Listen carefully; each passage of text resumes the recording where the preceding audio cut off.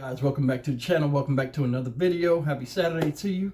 I appreciate you spending time with me. I'm going to talk a little bit about how the EV revolution, that we're presently going through, is going to change not just the transportation sector, but our lives as we know it, technological, the way we travel, the way we move on our day-to-day, and I think it's going to affect a lot of other ways of transportation other than just cars. I'm going to talk about the negative effects that EV is going to have on society as far as, combustible engines and just the demand for them. So without further ado, let me jump into it. And I have a couple of bonus things that I've talked about, and we'll bring them up while we're going through the video. The first thing I'm going to say is, first point I'm going to make, as usual, is going to be the end of the combustible engine. I think in 30 years, you won't really see any kind of combustible engines on the road. Especially with the way technology is moving and the fast pace of where we're going. As soon as something comes out, a month up to a year, something comes out that trumps that, and we're searching for a cleaner environment. Now we got all these different types of, like you see all these different companies trying to switch over to green hydrogen, sun, solar, wind power. Everybody's trying to clean up the environment, right? It's a big push for that right now. And electricity is paving the way as a new source of power to replace conventional oil and gas, right? Well, big oil. Combustible engines, they've been virtually unchanged for 100 years. Besides adding bigger pistons, it's only so much you can do to a combustible engine. And with these electric cars, it's totally different. Like today, I was in, what sparked me to do the video, today I was in the store, the gas station, and the guy was in there grabbing some things from inside the gas station, and he was riding a Tesla. It was a nice looking Tesla. I don't know what kind of Tesla it was, but it was nice. And I was asking him about it. I told him, I said, hey, I'm a recent shareholder, Tesla investor, and, tell me a little bit about the vehicle. The guy wound up, talking about it, and we got in the car. Man, the way it was set out, the big screen, it was like riding in the cell phone. It was really cool. The thing that blew my mind, though, when we took off and he hit the gas, it was no, delayed response. Electric cars, I didn't know electric cars, they go off an impulse. As soon as you hit the gas, it's no delay in horsepower to torque ratio, and they just take off. It pushed me back into the seat. I was like, oh my God, this is amazing. But, it was a pleasurable experience, and it made me feel like, to experience Tesla up close, it really, really solidified what everybody is saying about Tesla and where they see Tesla going in the future. And me as an investor, I feel right about the decision I made by jumping into that stock. Now, getting back to the reason why I brought that up is I just want to let everybody know that how that impression of that first ride in a Tesla or EV vehicle really opened my eyes to the possibilities of what could be in the future. Now, another thing, with the end of combustible engine, battery power, it don't emit any exhaust fumes. And a lot of people, you'll see a lot of videos that even on YouTube, and they'll say, hey, well, even though it's electric, it's not totally clean. It got to be better than oil and gas. Ain't no smoke coming out the thing. Ain't none of those carbons and all that stuff, carbon emissions coming out. It don't have no exhaust fumes. Another thing, by 2030, California and Massachusetts have already said that, hey, we're going to ban the sale of gas-powered engines, gas-powered cars. Now, not saying you can't drive them there, because I don't see how they can turn a whole state with the price of an electric vehicle, convert them all over to that.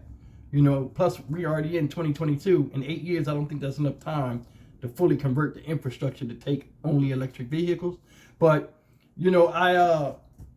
I thought that was interesting. That was the first blow where I was like, okay, wait a minute. They're trying to go all green. And, California, I can understand because they got the smog issue they've been talking about for years and things like that. And then you got, but Massachusetts is following on. And you know how states are and lobbyists. Over time, Other states are going to catch on this, and they're going to join in, and then it's going to be a wrap. But that's what I'm saying about the gas-powered engines. Another thing is it reduces the weight. Like a gas-powered engine takes up a lot of space, you know, because it's just a big, they're big, they take up space. Now, in this Tesla, he had 2 compartments, you know, in the front and the back. And I was like, man, a lot of people, when I used to be a car salesman in my younger working career, a lot of people wouldn't buy cars because of the trunk space. You know, and like the way the car is set up, you know, it was roomy. It was something in there. I mean, it was like not a lot of distractions. And I really think, you know, that's a selling point for Tesla. You know, they got charging pads and everything there, and I thought that was really cool. So, but like, yeah, getting back to it, I mean, the motors that are on electric cars, like the Lucid, the Lucid Sapphire, they're the size of a 5-gallon bucket, the engines. And I mean, not the engines, the motors, the electric motors, and they sit behind the tires, like, you know, on the axle point, but behind the tires.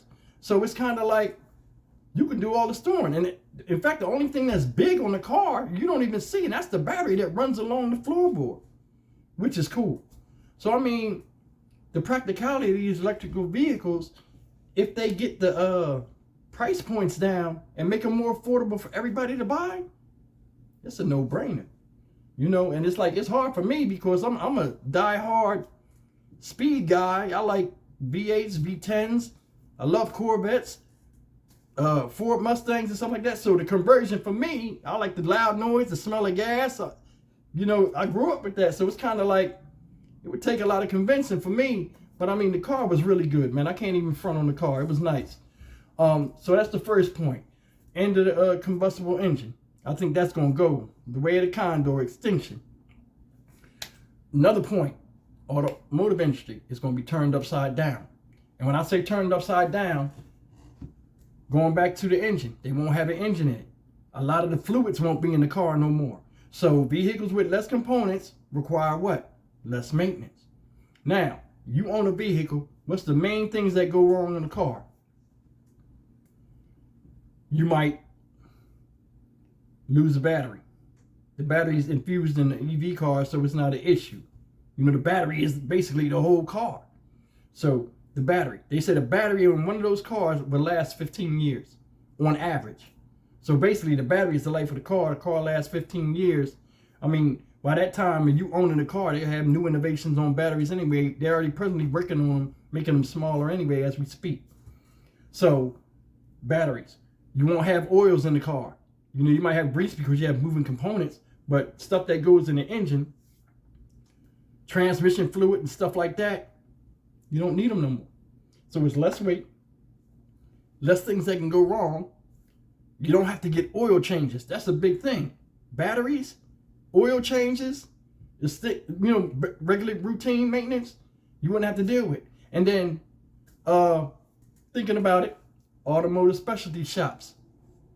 They will dwindle and be in less in demand, and then they eventually will go away.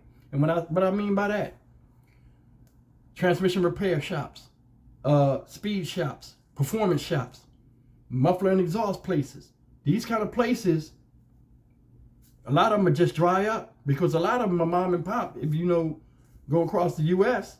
and other places, a lot of these are privately owned, and they're generation after generation, and they have a name to themselves and a following of people that go there. Once these electric cars take over, a lot of them places are not going to exist no more because either a lot of the owners are not going to cross-train into something that can enhance that, or they might be just too stubborn to even learn something else to where they're just like, you know what, it's time for me to retire, and they just back out of it. But I mean, that's neither here nor there. Another thing, you know how the automotive industry is going to change. Certain jobs will require cross-training, or they'll be deemed obsolete. You know, and that's going back to what I'm saying. Transmission, you know, drive chain checks and stuff, techs like that.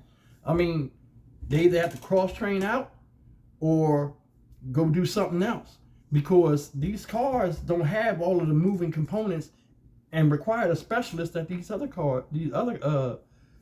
normal engine cars would have.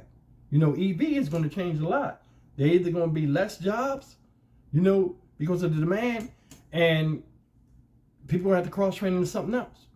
Another thing, auto parts stores, and this is a big one. They'll be forced to adapt, you know, or they'll go out of business. And what I mean by auto parts stores, I don't even know if Pep Boys is around anymore. I ain't seen the Pep Boys in years. AutoZone, O'Reilly's, Napa Auto Parts. A lot of the stuff that they sell, you know, that they make the money off of are car batteries, alternators, fan belts, you know, engine belts, all of those type of things they make the bulk of their money off of. You know, the accessories in there, you know, like the cosmetic accessories, that's a small percentage of what they make their money off of. They make their money off of big parts, you know, parts that they sell. So that's going to be one of the things where it's going to shift, you know. And just going into a little bit about over time, the transportation infrastructure is going to drastically change. Now, you know, these cars have to have weight established according to the Department of Transportation and the government. They're going to have weight requirements. But these cars are not going to weigh like they did on others. So it's going to be a different taxing and effect on how the freeway is, how they react to the freeway. Like, you got a lot of heavy cars and stuff like that, like trucks and stuff, you know, that tear up the asphalt and all this. But I think that's going to help with that. You know, so it's like a double-edged sword. Highways are going to change. The way they pave them, what they're made out of, and the like over time. Parking lots are going to be different. Especially places where, like, it's residential parking, like apartment buildings. Here, you got a whole bunch of cars. They're going to have to get charging stations. You know, another thing is, certain businesses may go extinct altogether. Your oil change shops, your fluid shops, you know, like Jiffy Lube and stuff like that, they might just go away. Then gas stations might just turn into convenience stores because there's not going to really be a lot of people pumping petrol, you know, and gasoline. So it's just a whole bunch of how this thing is going to change. Like, gas engines are basically just going to phase themselves out. And then think about this, right? The reason why I'm saying all this stuff, and like some of you guys might not agree with me, but just think about this. Look at the television, right? When I was younger, a TV used to sit on the ground. You know, it'd be in a wooden box. It would sit in the ground with a big giant picture tube in it, right? The thing would weigh like 200 or 300 pounds or feel like it when you was a little kid and your parents used to make you move it around. Man, they were huge. They were expensive, right?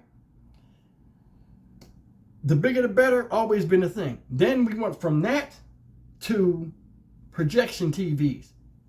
They were big, but they stood up tall with a bigger screen, right? Going from that, we went to the big screen TV, right? Now, all of a sudden, the flat TV comes in. Once the flat TV comes in, screens were about like that. Everybody's like, man, that's strange. That's a strange look, you know? Not even 3 to 5 years after they first came. It was really quick. It might have been less than 3 years. Less than 3 years? Man, screens are like this. Like the TV that's sitting right here. This 70-inch TV is about that big. And I can grab it with both my hands. I mean, it's wide and high and walk away with it. They reduced the weight, but they've increased the power and all the effectiveness with it. The technology, man, technology is going just like this. Quick. As soon as something comes out, there's something else to challenge it over time. Now, speaking about the TV, right? I looked at an article on the airplane and it didn't click until I seen the video of it where a guy had, I don't know if you remember when you were younger, they used to have posters, like movie posters. They would come in a cardboard tube and they would have 2 pieces of plastic at the end. The same thing they would carry blueprints in, like a contractor would carry blueprints. A guy had a tube like this on TV. He opened it up, pulled it out. It was like a piece of cellophane. It was see-through, right? The man walked over to the wall. It had 2 wires sticking from it, just 2 straight wires. The man put it up on the wall, rolled it out. It stuck to the wall. The man plugged it up with the wires, and it was a television. It was thin as a piece of paper, and it was a television. You could see the wall before he turned it on. As soon as you turned it on, couldn't see the wall. It was like looking just at the TV. The only thing he said, the problem with the situation with that, and he could hook that thing up anywhere. The only problem he said was wrong with it was getting the infrared to where you could have a remote with it. That was the only drawback of what he was dealing with right now with that invention. And I thought that was amazing. And if they got stuff like that out here, you know, everybody's working on certain technology. Your Microsofts, your Intels, all these different companies are working on stuff that they don't even bring out to the public yet until it's time to unveil it, because they want to let their other products grab hold and shape, you know, how people's daily lives are. And, you know, they want to just study and see how this thing works out before they bring something else new. That's just basic business, right? I thought that, guys, I thought that was amazing. And, you know, what I'm going to be doing and what I'm just thinking, you know, this is just my opinion. Companies like GE, Apple, Nvidia, Intel, Goodyear tires, Plug Power, all of these places are going to be, I think these places are going to be important in the next generation of technology and everything else. And the reason why I mentioned GE, some of you might be like, oh, GE is still a conglomerate in electricity. You know, they still got good engineers. They still got good people that invent things over there. And, you know, if they didn't have no craziness with their CEOs over the past few years, well, more than a few years, different mishaps of jumping in stuff and, you know, jumping back out of it and taking a loss, and GE still be the leader. So GE's a giant, don't sleep on it. And Plug Power deals with what? Green hydrogen. They just struck a deal with Amazon. You know, so I think they're going to be in play. And the reason why I say, you know, it's going to change transportation and change our lives, think about this. When I talked about the TV that folded out, right? When airplanes, you know, it's a big discussion of making airplanes electric. A lot of people don't want to deal with it. But think about this. There's somebody out there right now, whether they're young, old, or it's in the works, I guarantee you, you know, with all these great minds and people having imaginations and people having visions, it's already out there. It's only a matter of time until you see airplanes that are solar powered. What? I guarantee you. Because that's a hell of an idea. Solar powered airplanes or cruise ships or warships, period. Now, I think the military will probably be the last ones to do that because their vehicles are made to be in combat situations. So, I mean, I think that would be the last application of any type of transportation or fighting vehicle that would see this type of change. But yeah, guys, man, I just want to chime in a little bit and talk about it. But I think EV is going to change everything technological.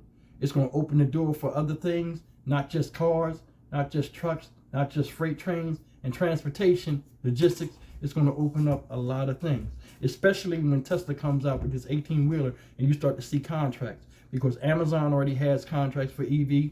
So it's out there, you know, and EV is going to be, see, because what it is like, you know, the way cars are, once you start seeing them a lot, it becomes everyday life.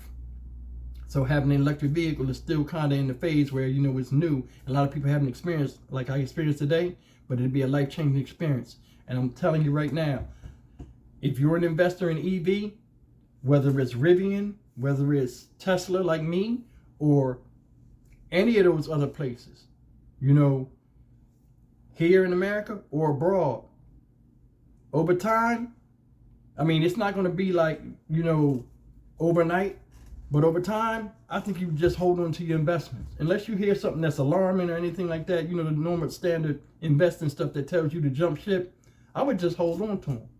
Because like me, I pick Tesla. Tesla's a top dog right now. Until something come rival that and they start running out of ideas, then I might change my mind. But I have to go with what's proven, guys.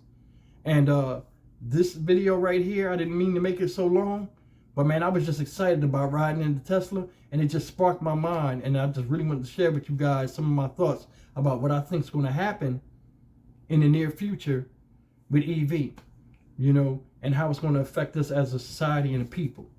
So I appreciate you spending the time with me. Thanks for hearing me ramble. And I'll see you guys in the next video. Leave me a comment, man. Let me know how you guys feel. What you think's going to happen 30 years from now? What's going to be here? What's not? What jobs and trades are going to be here? You know, like mechanics and all of those type of jobs. What's going to be here? You know, what do you think is going to go extinct? You know, I love to hear about it. I mean, it's a good topic. Leave me a comment. As always, man, I appreciate it. Subscribe, like the video. And as always, man, share the video. And I'll see you in the next video. You guys take care.